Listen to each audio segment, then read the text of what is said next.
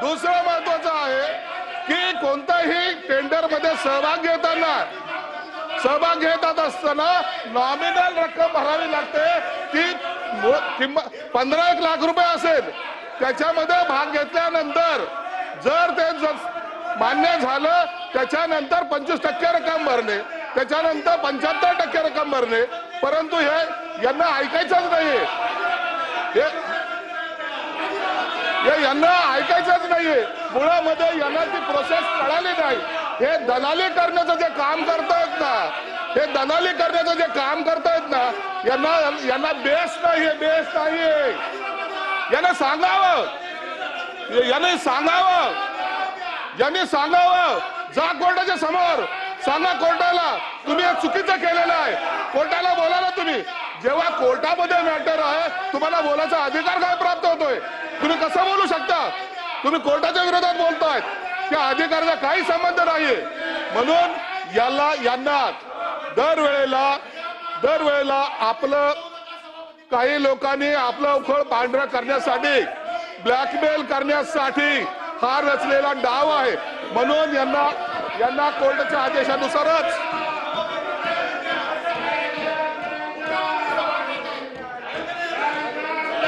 जागेवर बसा। सभापती महोदय, मुळामध्ये अरे ऐकून तर घ्या। दलाली करण्यापेक्षा ऐकून तर घ्या। मी सांगतोय ना तुम्हाला जर कायदा कळत नसेल तर आमच्याकडून शिकून घ्या।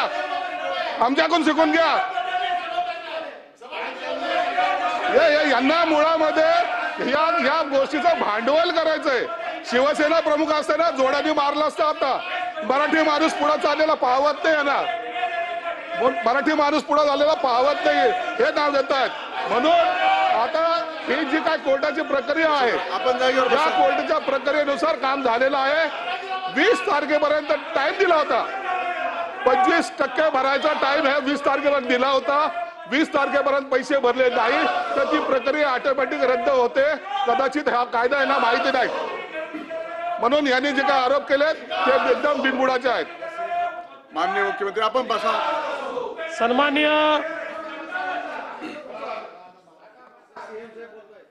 सन्माननीय सभापती महोदय,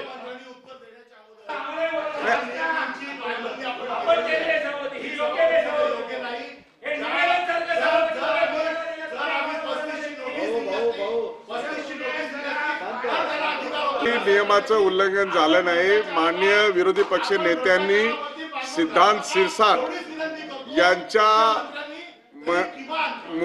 यांच्या मंत्री महोदयाचा दबाव आहे का असा शब्द वापरल्यामुळे शिरसाट उभा राहिले आणि त्याचं क्लिअरिफाय केलं। आता माननीय मुख्यमंत्री बोलतात, आपण जरा बसा। आपण त्याचा नामोल्लेख केला नाही, पण सिद्धांत शिरसाटचे वडील असं बोलले। कुठे माननीय चे वडील? अरे पूर्ण नाव घेतलं ना तुम्ही?